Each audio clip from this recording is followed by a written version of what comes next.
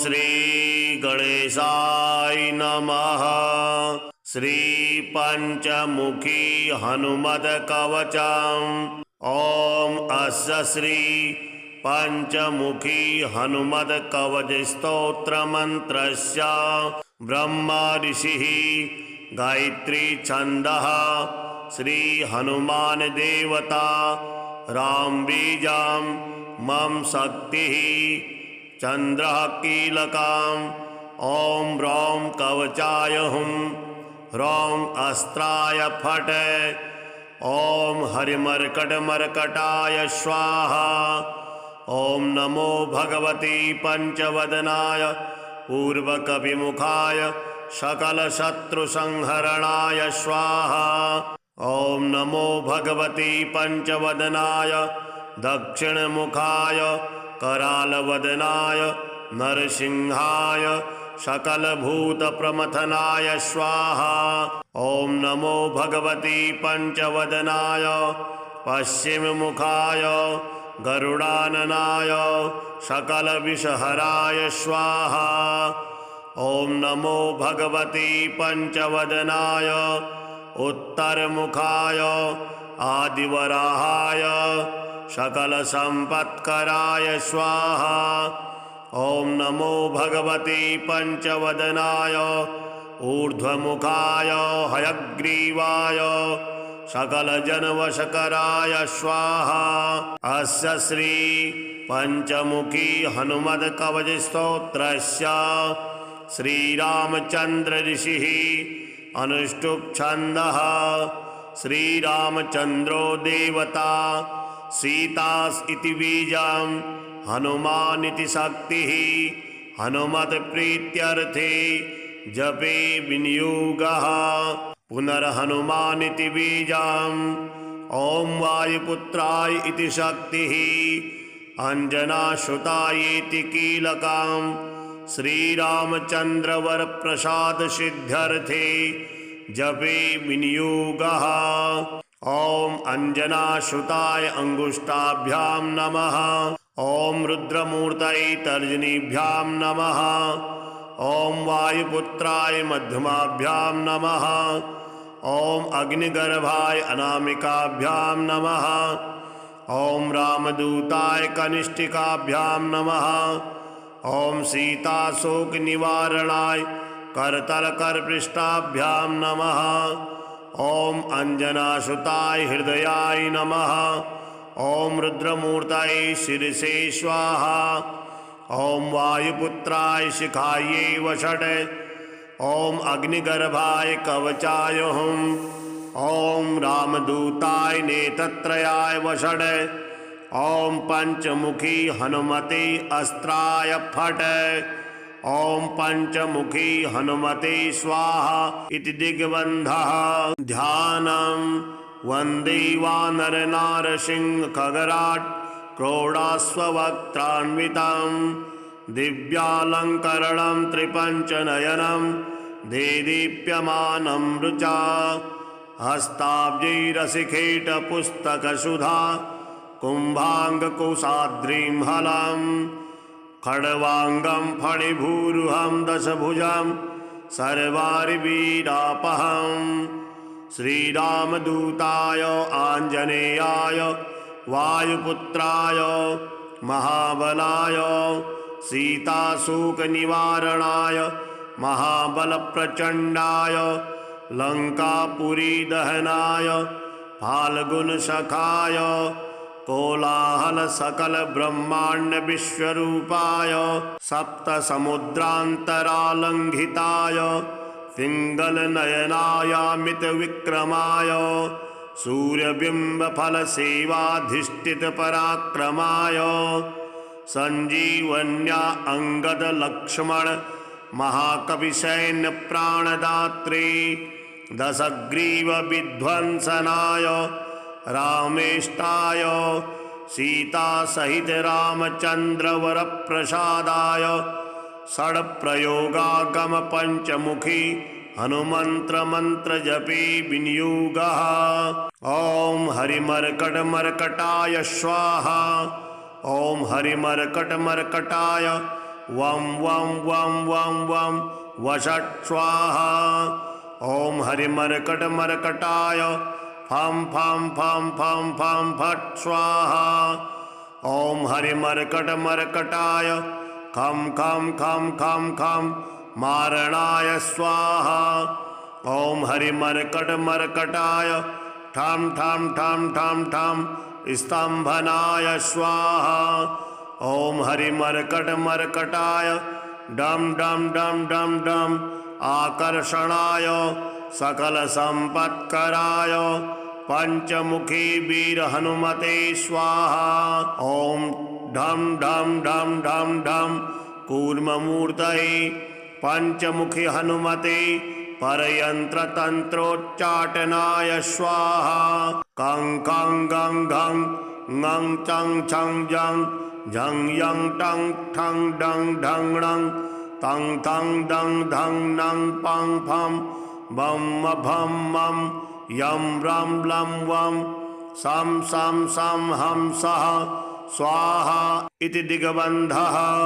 ॐ पूर्वकपिमुखाय पंचमुखी हनुमते ठं ठं ठं ठं ठं सकलशत्रुसंहरणाय स्वाहा। ॐ दक्षिणमुखाय पंचमुखी हनुमते करालवदनाय नरसिंहाय ह्रां ह्रां ह्रां ह्रां ह्रां सकलभूतप्रेतदमनाय स्वाहा। ॐ पश्चिममुखाय गरुडासनाय पंचमुखी वीर हनुमते मं मं मं मं मं सकलविषहराय स्वाहा। ॐ उत्तरमुखे आदिवराहाय लं लं लं लं लं नृसिंहाय नीलकंठाय पंचमुखी हनुमते स्वाहा। ॐ अंजनासुताय वायुपुत्राय महाबलाय रामेष्टफाल्गुनसखाय सीताशोकनिवारणाय लक्ष्मणप्राणरक्षकाय कविसैन्यप्रकाशाय दशग्रीवाभिमानादहनाय श्रीरामचन्द्रवरप्रसादकाय महावीर्याय प्रथम ब्रह्माण्डनायकाय पंचमुखी हनुमते भूतप्रेत पिशाच ब्रह्मराक्षस शाकनी डाकनी अंतरिक्षगृह परयंत्र परतंत्र सर्वग्रहोच्चाटनाय सकलशत्रुसंहरणाय पंचमुखी हनुमत वरप्रसादाय सर्वरक्षकाय जं जं जं जं स्वाहा। पठित्वेदं तु कवचं महान्तं कवचं पठेत् एकवारं पठे नित्यं सर्वशत्रुनिवारणं द्विवारं तु पठे नित्यं पुत्रपौत्रप्रवर्धनं त्रिवारं पठते नित्यं सर्वसम्पत्करं परं चतुर्वारं पठे नित्यं सर्वमत्यवसंकरं पंचवारं पठे नित्यं सर्वरोगनिवारणं षड्वारं तु पठे नित्यं सर्वदेववशीकरं सप्तवारं पठे नित्यं सर्वकामार्थसिद्धिदम् अष्टवारं पठे नित्यं सर्वसौभाग्यदायकं नौवारं पठे नित्यं सर्वेश्वरप्रदायकं दशवारं पठे नित्यं त्रैलोक्यज्ञानदर्शनम् एकादशं पठे नित्यं सर्वसिद्धिं लभेन्नरः कवचं स्मृतिमात्रेण महालक्ष्मीफलप्रदम् तस्माच्च प्रयता भाव्यं कार्यं हनुमतः स्प्रियम्। श्री हनुमत पंचरत्नस्तोत्रम् सं सं सं सिद्धिनाथं प्रणमति चरणं वायुपुत्रं च रौद्रं वं वं वं विश्वरूपं हः हः हसितं गर्जितं मेघछत्रं तं तं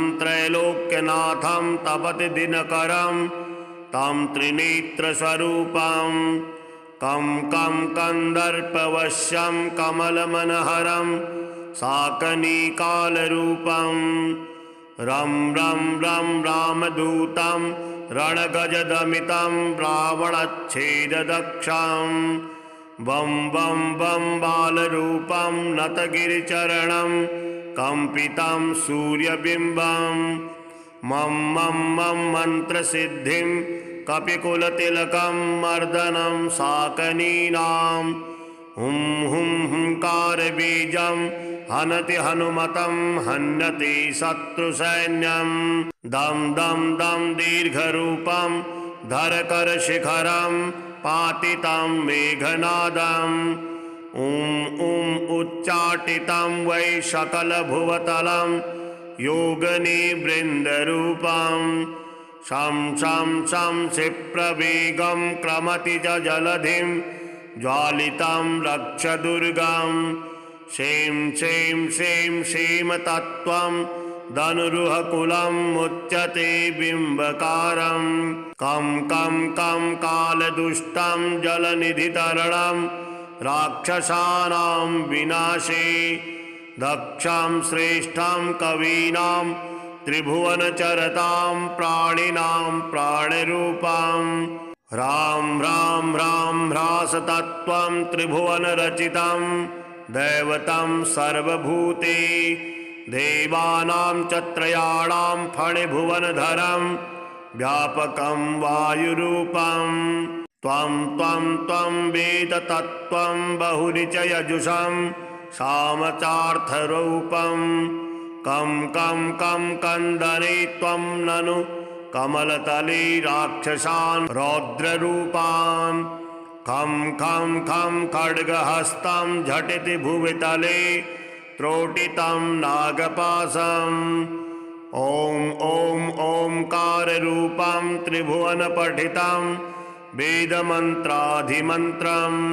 संग्रामे शत्रुमध्ये जलधिनिधितरणे व्याघ्रसिंहे च सर्पे राजद्वारे च मार्गे गिरिगुहविवरे चोषरे कंदरे वा भूतप्रेतादियुक्ते ग्रहगणविषये शाकनी डाकनीनां देशे विस्फोटकानां ज्वरवमनशिरः पीडने नाशकस्त्वं श्रीहनुमद्रक्षास्तोत्रं वामे करे वैरिविदं वहन्तं शैलं परे शृङ्खलहारटङ्कं ददानमच्छाच्छसुवर्णवर्णं भजे ज्वलत्कुण्डलमाञ्जनेयं पद्मरागमणिकुण्डलत्विषा पाटलीकृतकपोलमस्तकं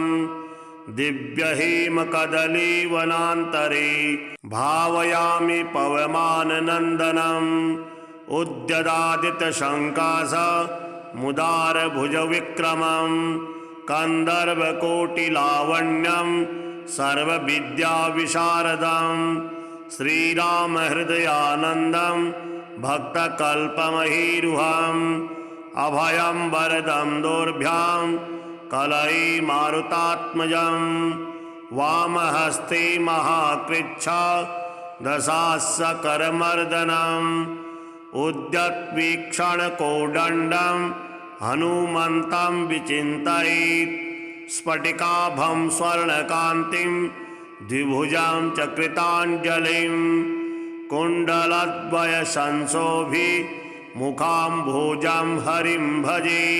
ॐ अस्य श्री पंचमुखी हनुमत्कवचस्तोत्रमन्त्रस्य ब्रह्मा ऋषिः गायत्री छन्दः श्री हनुमान देवता राम बीजां मम शक्तिः चन्द्रः कीलकम् ॐ ह्रौं कवचाय हुं ह्रौं अस्त्राय फट् ॐ हरिमर्कटमर्कटाय स्वाहा। ॐ नमो भगवते पंचवदनाय पूर्वकविमुखाय सकलशत्रुसंहरणाय स्वाहा। ॐ नमो भगवते पंचवदनाय दक्षिणमुखाय करालवदनाय नरसिंहाय सकलभूतप्रमथनाय स्वाहा। ॐ नमो भगवती पंचवदनाय पश्चिममुखाय गरुडाननाय सकलविषहराय स्वाहा। ॐ नमो भगवती पंचवदनाय उत्तरमुखाय आदिवराहाय सकलसम्पत्कराय स्वाहा।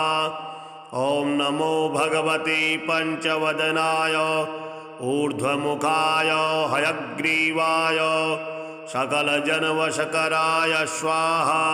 अस्य श्री पंचमुखी हनुमत्कवचस्तोत्रस्य श्रीरामचन्द्र ऋषिः अनुष्टुप् छन्दः। श्रीरामचन्द्रो देवता सीता इति बीजं हनुमानिति शक्तिः हनुमत्प्रीत्यर्थे जपे विनियोगः। पुनर्हनुमानिति बीजं ॐ वायुपुत्राय इति शक्तिः अंजनासुतायेति कीलकं श्रीरामचन्द्रवरप्रसादसिद्ध्यर्थे जपे विनियोगः। ॐ अंजनासुताय अंगुष्ठाभ्यां नमः। ॐ रुद्रमूर्तये तर्जनीभ्यां नमः। ॐ वायुपुत्राय मध्यमाभ्यां नमः। ॐ अग्निगर्भाय अनामिकाभ्यां नमः। ॐ रामदूताय कनिष्ठिकाभ्यां नमः। ॐ सीताशोकनिवारणाय करतलकरपृष्ठाभ्यां नमः। ॐ अंजनासुताय हृदयाय नमः। ॐ रुद्रमूर्तये शिरसे स्वाहा। ॐ वायुपुत्राय शिखायै वषट्। ॐ अग्निगर्भाय कवचाय हुम्। ॐ रामदूताय नेत्रत्रयाय वषट्। ॐ पंचमुखी हनुमते अस्त्राय फट्। ॐ पंचमुखी हनुमते स्वाहा इति दिग्बन्धः। ध्यानं वन्दे वानरनारसिंहखगराट् क्रोडाश्ववक्त्रान्वितं दिव्यालङ्करणं त्रिपञ्चनयनं देदीप्यमानं रुचा। हस्ताब्जैरशिखेटपुस्तकसुधा कुम्भाङ्गकुशाद्रिं हलं खड्वाङ्गं फणिभूरुहं दशभुजं सर्वारिवीरापहं। श्रीरामदूताय आञ्जनेयाय वायुपुत्राय महाबलाय सीताशोकनिवारणाय महाबलप्रचण्डाय लङ्कापुरीदहनाय फाल्गुनसखाय कोलाहलसकलब्रह्माण्डविश्वरूपाय सप्तसमुद्रान्तरालङ्घिताय पिङ्गलनयनायामितविक्रमाय सूर्यबिम्बफलसेवाधिष्ठितपराक्रमाय सञ्जीवन्या अंगदलक्ष्मण महाकविसैन्यप्राणदात्रे दशग्रीवविध्वंसनाय रामेष्टाय सीतासहित रामचन्द्रवरप्रसादाय षड्प्रयोगागम पंचमुखी हनुमन्त्रमन्त्रजपे विनियोगः। ॐ हरिमर्कटमर्कटाय स्वाहा। ॐ हरिमर्कटमर्कटाय वं वं वं वं वं वषट् स्वाहा। ॐ हरिमर्कटमर्कटाय फं फं फं फं फं फट् स्वाहा। ॐ हरिमर्कटमर्कटाय खं खं खं खं खं मारणाय स्वाहा। ॐ हरिमर्कटमर्कटाय ठं ठं ठं ठं ठं स्तम्भनाय स्वाहा। ॐ हरिमर्कटमर्कटाय डं डं डं डं डं आकर्षणाय सकलसम्पत्कराय पंचमुखी वीर हनुमते स्वाहा। ॐ ढं ढं ढं ढं ढं कूर्ममूर्तये पंचमुखी हनुमते परयन्त्रतन्त्रोच्चाटनाय स्वाहा। कं कं गं घं ङं चं छं जं झं यं टं ठं डं ढं णं तं थं दं धं नं पं फं बं भं मं यं रं लं वं सं सं सं हं सः स्वाहा इति दिग्बन्धः। ॐ पूर्वकपिमुखाय पंचमुखी हनुमते ठं ठं ठं ठं ठं सकलशत्रुसंहरणाय स्वाहा। ॐ दक्षिणमुखाय पंचमुखी हनुमते करालवदनाय नरसिंहाय ह्रां ह्रां ह्रां ह्रां ह्रां सकलभूतप्रेतदमनाय स्वाहा। ॐ पश्चिममुखाय गरुडासनाय पंचमुखी वीर हनुमते मं मं मं मं मं सकलविषहराय स्वाहा।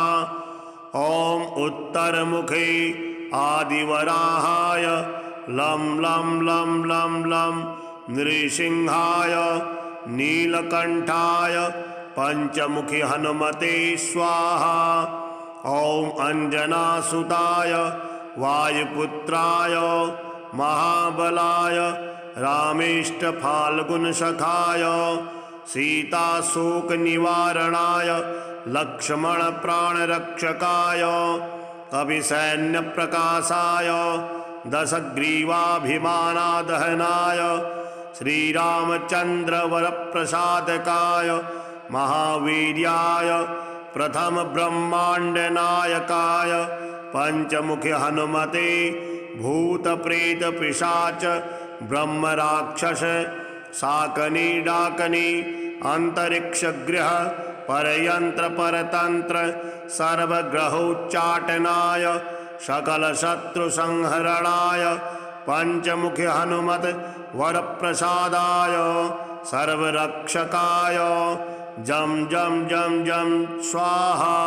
पठित्वेदं तु कवचं महान्तं कवचं पठेत् एकवारं पठे नित्यं सर्वशत्रुनिवारणं द्विवारं तु पठे नित्यं पुत्रपौत्रप्रवर्धनं त्रिवारं पठते नित्यं सर्वसम्पत्करं परं चतुर्वारं पठे नित्यं सर्वमत्यवसंकरं पंचवारं पठे नित्यं सर्वरोगनिवारणं षड्वारं तु पठे नित्यं सर्वदेववशीकरं सप्तवारं पठे नित्यं सर्वकामार्थसिद्धिदम् अष्टवारं पठे नित्यं सर्वसौभाग्यदायकं नौवारं पठे नित्यं सर्वेश्वरप्रदायकं दशवारं पठे नित्यं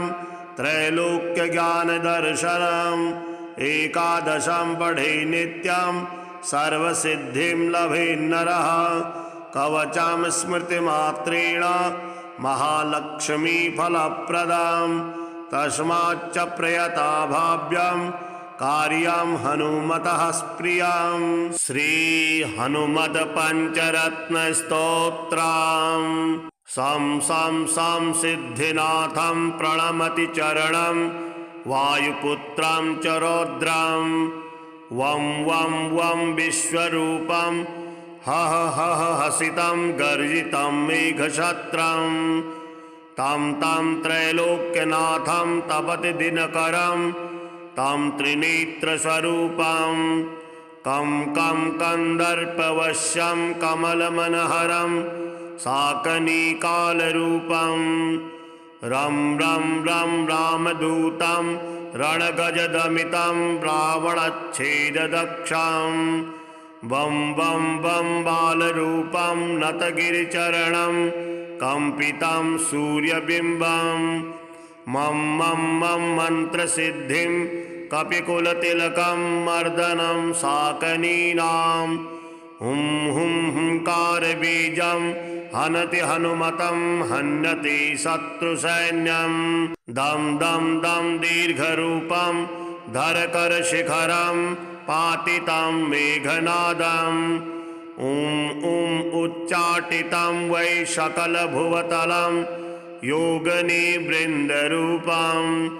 शं शं शं क्षिप्रवेगं क्रमति च जलधिं ज्वालितं रक्षदुर्गं शें शें शें शेमतत्त्वं धनुरुहकुलं मुच्यते बिम्बकारं कं कं कं कालदुष्टं जलनिधितरणं राक्षसानां विनाशे दक्षं श्रेष्ठं कवीनां त्रिभुवनचरतां प्राणिनां प्राणरूपं ह्रां ह्रां ह्रां ह्रासतत्त्वं त्रिभुवनरचितं दैवतं सर्वभूते देवानां च त्रयाणां फणिभुवनधरं व्यापकं वायुरूपं त्वं त्वं त्वं वेद तत्त्वं बहुनि च यजुषं सामचार्थरूपं कं कं कं कंदने त्वं ननु कमलतले राक्षसान् रौद्ररूपान् खं खं खं खड्गहस्तं झटिति भुवितले त्रोटितं नागपाशम् ॐ ॐ ओंकाररूपं त्रिभुवनपठितं वेदमन्त्राधिमन्त्रम् संग्रामे शत्रुमध्ये जलधिनिधितरणे व्याघ्रसिंहे च सर्पे राजद्वारे च मार्गे गिरिगुहविवरे चोषरे कंदरे वा भूतप्रेतादियुक्ते ग्रहगणविषये शाकनी डाकनीनां देशे विस्फोटकानां ज्वरवमनशिरः पीडने नाशकस्त्वं श्री हनुमद्रक्षास्तोत्रम् वामे करे वैरिविदं वहन्तं शैलं परे शृङ्खलहारटङ्कं ददानमच्छाच्छसुवर्णवर्णं भजे ज्वलत्कुण्डलमाञ्जनेयं पद्मरागमणिकुण्डलत्विषा पाटलीकृतकपोलमस्तकं दिव्यहेमकदलीवनान्तरे भावयामि पवमाननन्दनम् उद्यदादितशङ्कास मुदारभुजविक्रमं कन्दर्वकोटिलावण्यं सर्वविद्याविशारदं श्रीरामहृदयानन्दं भक्तकल्पमहीरुहम् अभयं वरदं दोर्भ्यां कलये मारुतात्मजं वामहस्ते महाकृच्छा दशास्यकरमर्दनम् उद्यत्वीक्षणकोदण्डं हनुमन्तं विचिन्तयेत् स्फटिकाभं स्वर्णकान्तिं द्विभुजां च कृताञ्जलिं कुण्डलद्वयसंशोभि मुखाम्भोजं हरिं भजे। ॐ अस्य श्री पंचमुखी हनुमत्कवचस्तोत्रमन्त्रस्य ब्रह्मा ऋषिः गायत्री छन्दः श्री हनुमान देवता राम बीजां मम शक्तिः चन्द्रः कीलकाम् ॐ ह्रौं कवचाय हुं ह्रौं अस्त्राय फट् ॐ हरिमर्कटमर्कटाय स्वाहा। ॐ नमो भगवते पंचवदनाय पूर्वकविमुखाय सकलशत्रुसंहरणाय स्वाहा। ॐ नमो भगवते पंचवदनाय दक्षिणमुखाय करालवदनाय नरसिंहाय सकलभूतप्रमथनाय स्वाहा। ॐ नमो भगवते पंचवदनाय पश्चिममुखाय गरुडाननाय सकलविषहराय स्वाहा। ॐ नमो भगवते पंचवदनाय उत्तरमुखाय आदिवराहाय सकलसम्पत्कराय स्वाहा। ॐ नमो भगवते पंचवदनाय ऊर्ध्वमुखाय हयग्रीवाय सकलजनवशकराय स्वाहा। अस्य श्री पंचमुखी हनुमत्कवचस्तोत्रस्य श्रीरामचन्द्र ऋषिः अनुष्टुप् छन्दः श्रीरामचन्द्रो देवता सीतास् इति बीजं हनुमानिति शक्तिः हनुमत्प्रीत्यर्थे जपे विनियोगः पुनर्हनुमानिति बीजं ॐ वायुपुत्राय इति शक्तिः अंजनासुतायेति कीलकं श्रीरामचन्द्रवरप्रसादसिद्ध्यर्थे जपे विनियोगः ॐ अंजनासुताय अंगुष्ठाभ्यां नमः ॐ रुद्रमूर्तये तर्जनीभ्यां नमः ॐ वायुपुत्राय मध्यमाभ्यां नमः ॐ अग्निगर्भाय अनामिकाभ्यां नमः ॐ रामदूताय कनिष्ठिकाभ्यां नमः ॐ सीताशोकनिवारणाय करतलकरपृष्ठाभ्यां नमः ॐ अंजनासुताय हृदयाय नमः ॐ रुद्रमूर्तये शिरसे स्वाहा ॐ वायुपुत्राय शिखायै वषट् ॐ अग्निगर्भाय कवचाय हुम् ॐ रामदूताय नेत्रत्रयाय वषट् ॐ पंचमुखी हनुमते अस्त्राय फट् ॐ पंचमुखी हनुमते स्वाहा इति दिग्बन्धः ध्यानं वन्दे वानरनारसिंहखगराट् क्रोडास्ववक्त्रान्वितं दिव्यालङ्करणं त्रिपञ्चनयनं देदीप्यमानं रुचा हस्ताब्जैरशिखेटपुस्तकसुधा कुम्भाङ्गकोशाद्रिं हलं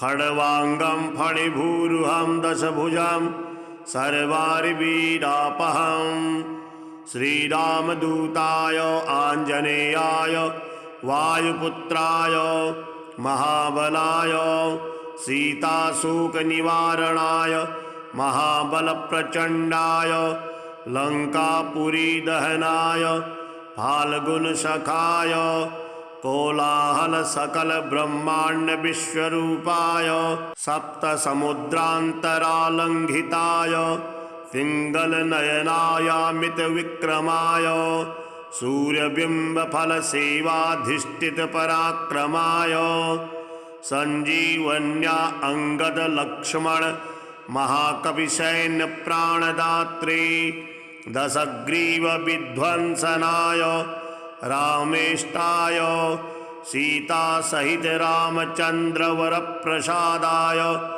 षड्प्रयोगागम पंचमुखी हनुमन्त्रमन्त्रजपे विनियोगः ॐ हरिमर्कटमर्कटाय स्वाहा ॐ हरिमर्कटमर्कटाय वं वं वं वं वं वषट् स्वाहा ॐ हरिमर्कटमर्कटाय फं फं फं फं फं फट् स्वाहा ॐ हरिमर्कटमर्कटाय खं खं खं खं खं मारणाय स्वाहा ॐ हरिमर्कटमर्कटाय ठं ठं ठं ठं ठं स्तम्भनाय स्वाहा ॐ हरिमर्कटमर्कटाय डं डं डं डं डं आकर्षणाय सकलसम्पत्कराय पंचमुखी वीर हनुमते स्वाहा ॐ ढं ढं ढं ढं ढं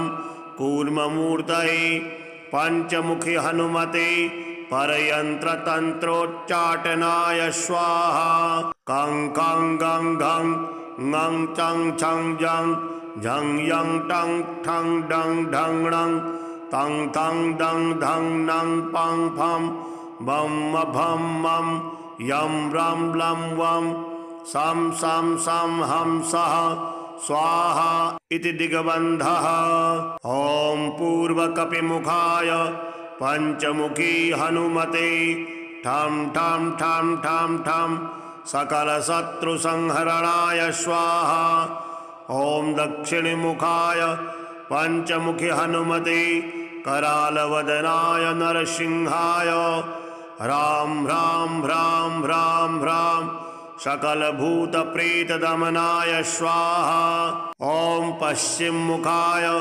गरुडासनाय पंचमुखी वीर हनुमते मं मं मं मं मं सकलविषहराय स्वाहा।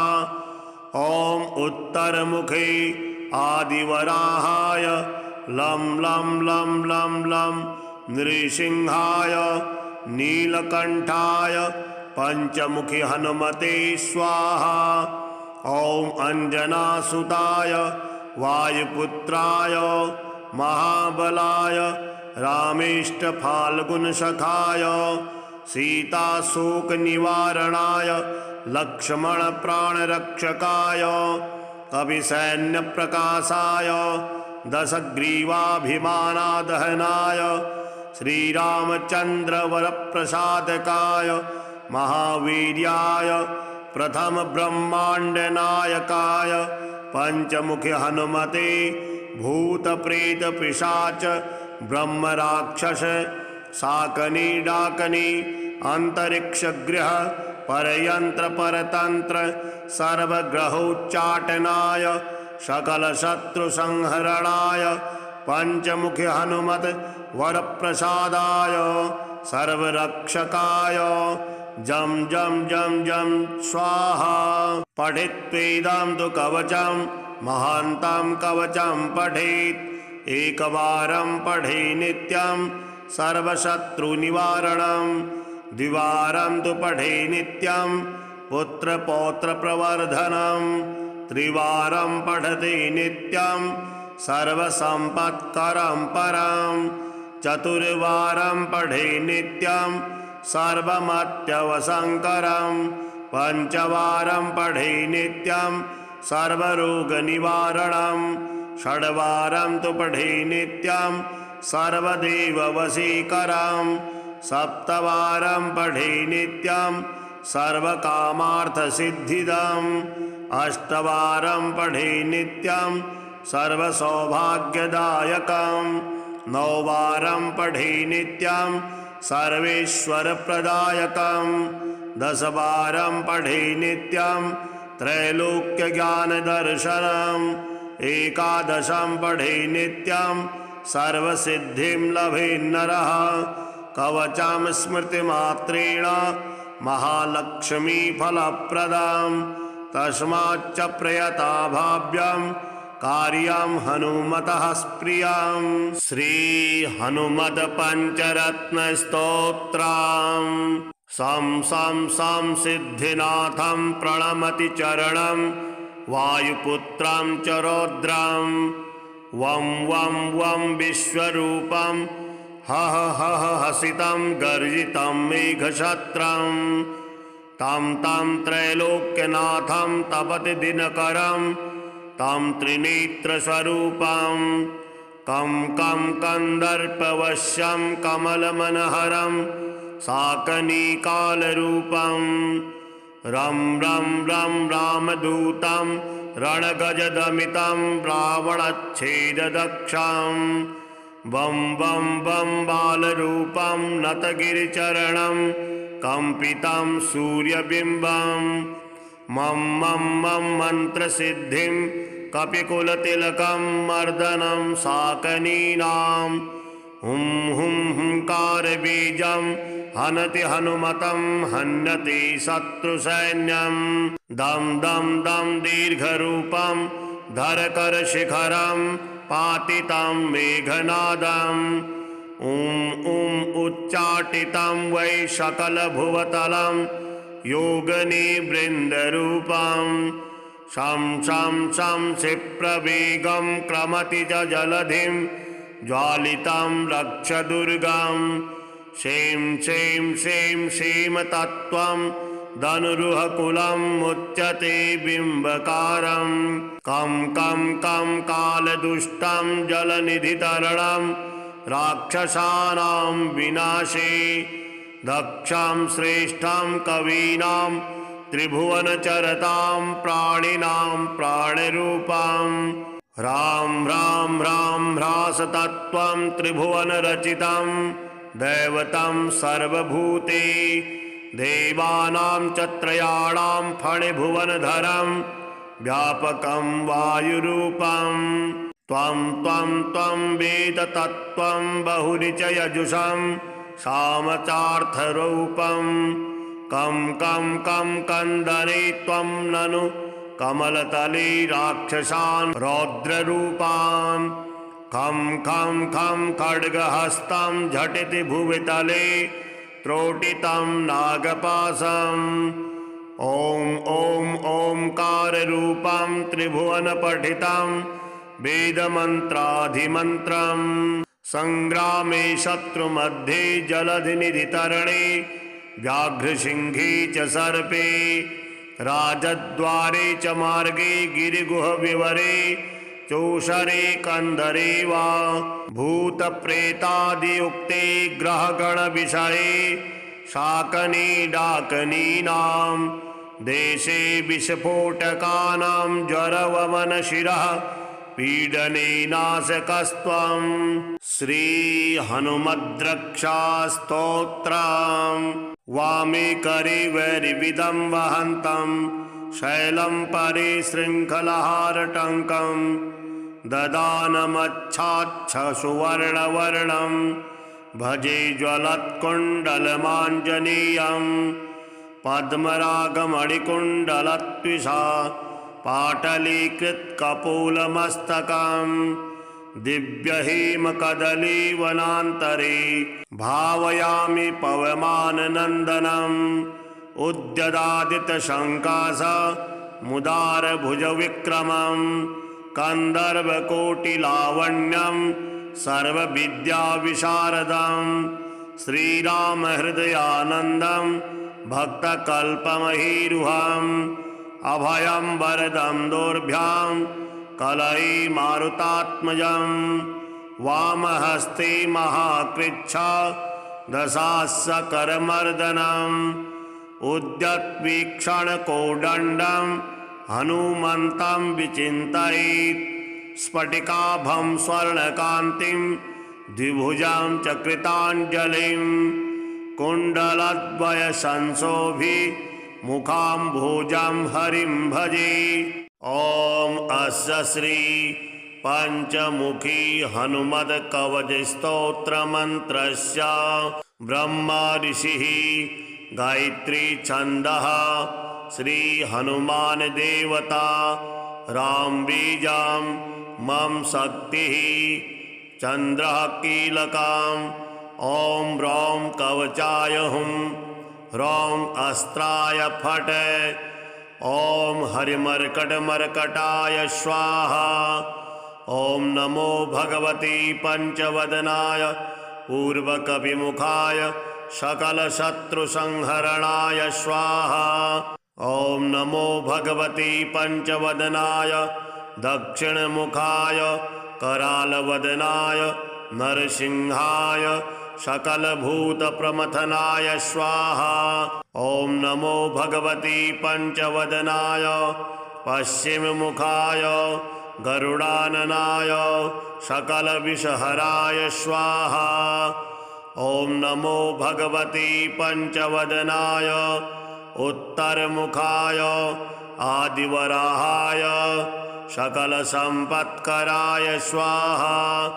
ॐ नमो भगवते पंचवदनाय ऊर्ध्वमुखाय हयग्रीवाय सकलजनवशकराय स्वाहा।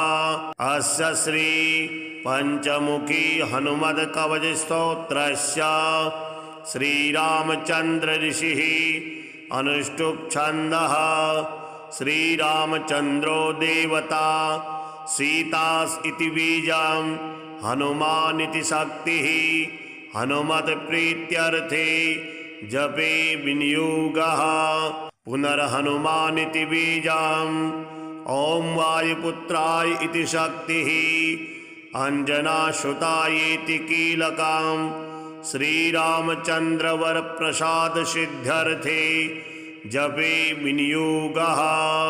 ॐ अंजनासुताय अंगुष्ठाभ्यां नमः। ॐ रुद्रमूर्तये तर्जनीभ्यां नमः। ॐ वायुपुत्राय मध्यमाभ्यां नमः। ॐ अग्निगर्भाय अनामिकाभ्यां नमः। ॐ रामदूताय कनिष्ठिकाभ्यां नमः। ॐ सीताशोकनिवारणाय करतलकरपृष्ठाभ्यां नमः।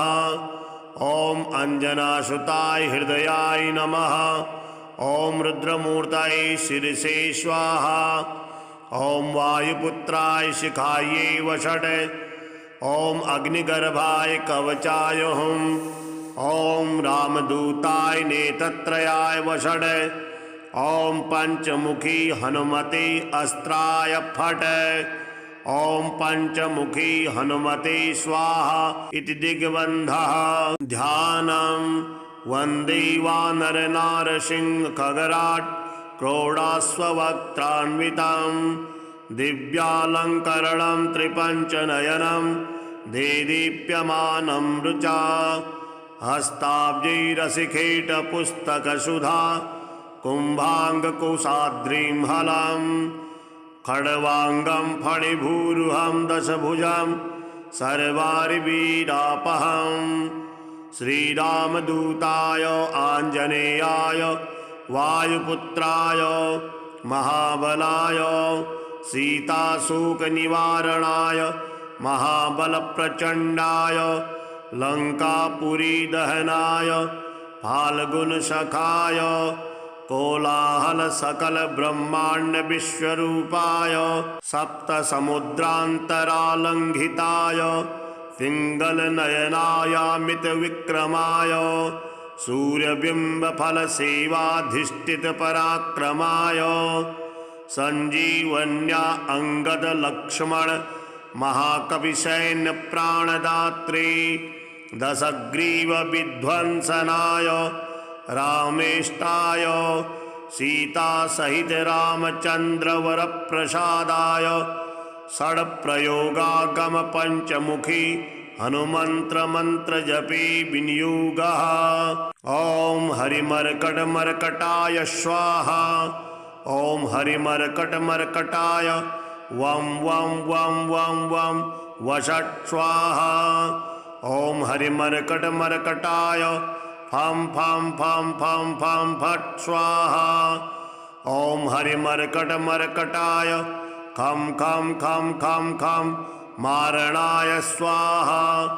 ॐ हरिमर्कटमर्कटाय ठं ठं ठं ठं ठं स्तम्भनाय स्वाहा। ॐ हरिमर्कटमर्कटाय डं डं डं डं डं आकर्षणाय सकलसम्पत्कराय पंचमुखी वीर हनुमते स्वाहा। ॐ ढं ढं ढं ढं ढं कूर्ममूर्तये पंचमुखी हनुमते परयन्त्रतन्त्रोच्चाटनाय स्वाहा। कं कं गं गं ङं चं छं जं झं यं टं ठं डं ढं णं तं थं दं धं नं पं फं बं भं मं यं रं लं वं सं सं सं हं सः स्वाहा इति दिग्बन्धः। ॐ पूर्वकपिमुखाय पंचमुखी हनुमते ठं ठं ठं ठं ठं सकलशत्रुसंहरणाय स्वाहा। ॐ दक्षिणमुखाय पंचमुखी हनुमते करालवदनाय नरसिंहाय ह्रां ह्रां ह्रां ह्रां ह्रां सकलभूतप्रेतदमनाय स्वाहा। ॐ पश्चिममुखाय गरुडासनाय पंचमुखी वीर हनुमते मं मं मं मं मं सकलविषहराय स्वाहा। ॐ उत्तरमुखे आदिवराहाय लं लं लं लं लं नृसिंहाय नीलकंठाय पंचमुखी हनुमते स्वाहा। ॐ अंजनासुताय वायुपुत्राय महाबलाय रामेष्टफाल्गुनसखाय सीताशोकनिवारणाय लक्ष्मणप्राणरक्षकाय कविसैन्यप्रकाशाय दशग्रीवाभिमानादहनाय श्रीरामचन्द्रवरप्रसादकाय महावीर्याय प्रथम ब्रह्माण्डनायकाय पंचमुखी हनुमते भूतप्रेतपिशाच ब्रह्म राक्षस शाकनी डाकनी अंतरिक्ष गृह परयंत्र परतंत्र सर्वग्रहोच्चाटनाय सकल शत्रु संहरणाय पंचमुखी हनुमत वरप्रसादाय सर्वरक्षकाय जम जम जम जम स्वाहा। पठित्वेदं तु कवचं महान्तं कवचं पठेत् एकवारं पठे नित्यं सर्वशत्रुनिवारणं द्विवारं तु पठे नित्यं पुत्रपौत्रप्रवर्धनं त्रिवारं पठते नित्यं सर्वसम्पत्करं परं चतुर्वारं पठे नित्यं सर्वमत्यवसंकरं पंचवारं पठे नित्यं सर्वरोगनिवारणं षड्वारं तु पठे नित्यं सर्वदेववशीकरं सप्तवारं पठे नित्यं सर्वकामार्थसिद्धिदम् अष्टवारं पठे नित्यं सर्वसौभाग्यदायकं नौवारं पठे नित्यं सर्वेश्वरप्रदायकं दशवारं पठे नित्यं त्रैलोक्यज्ञानदर्शनम् एकादशं पठे नित्यं सर्वसिद्धिं लभेन्नरः कवचं स्मृतिमात्रेण महालक्ष्मीफलप्रदं तस्माच्च प्रयता भाव्यं कार्यं हनुमतः प्रियं। श्री हनुमत पंचरत्न स्तोत्रम्। सं सं सं सिद्धिनाथं प्रणमति चरणं वायुपुत्रं च रौद्रं वं वं वं विश्वरूपं हह हह हसितं गर्जितं मेघशत्रं तं तं त्रैलोक्यनाथं तपति दिनकरं तं त्रिनेत्रस्वरूपं कं कं कंदर्पवश्यं कमलमनहरं शाकनीकालरूपं रं रं रं रामदूतं रणगजदमितं रावणच्छेददक्षं वं वं वं बालरूपं नतगिरिचरणं कंपितं सूर्यबिंबं मं मं मं मंत्रसिद्धिं कपिकुलतिलकं मर्दनं शाकनीनां हुं हुं हुंकारबीजं हनति हनुमतं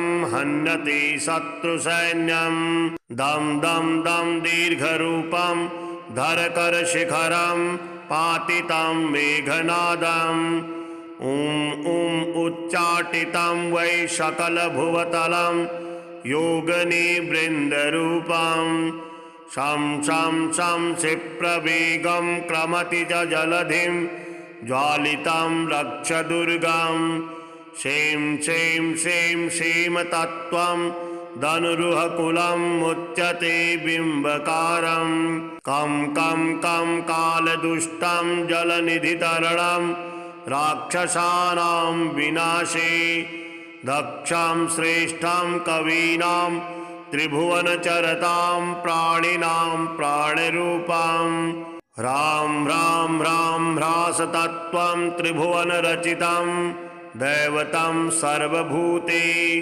देवानां च त्रयाणां फणिभुवनधरं व्यापकं वायुरूपं त्वं त्वं त्वं वेद तत्त्वं बहुरि च यजुषं सामचार्थरूपं कं कं कं कंदने त्वं ननु कमलतले राक्षसान् रौद्ररूपान् खं खं खं खड्गहस्तं झटिति भुवितले त्रोटितं नागपाशम् ॐ ॐ ओंकाररूपं त्रिभुवनपठितं वेदमन्त्राधिमन्त्रं संग्रामे शत्रुमध्ये जलधिनिधितरणे व्याघ्रसिंहे च सर्पे राजद्वारे च मार्गे गिरिगुहविवरे चोषरे कंदरे वा भूतप्रेतादियुक्ते ग्रहगणविषये शाकनी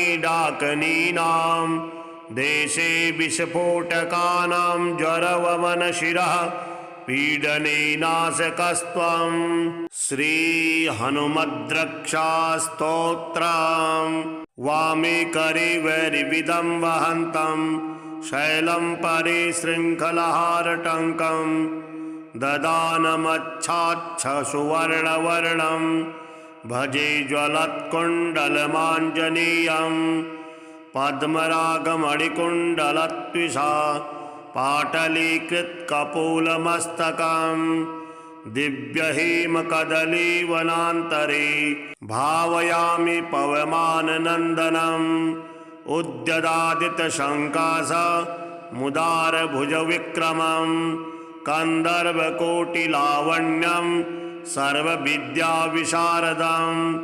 श्रीरामहृदयानन्दं भक्तकल्पमहीरुहम् अभयं वरदं दोर्भ्यां कलये मारुतात्मजं वामहस्ते महाकृच्छा दशास्यकरमर्दनम् उद्यत्वीक्षणकोदण्डं हनुमन्तं विचिन्तयेत् स्फटिकाभं स्वर्णकान्तिं द्विभुजां च कृताञ्जलिं कुण्डलद्वयसंशोभि मुखाम्भोजं हरिं भजे।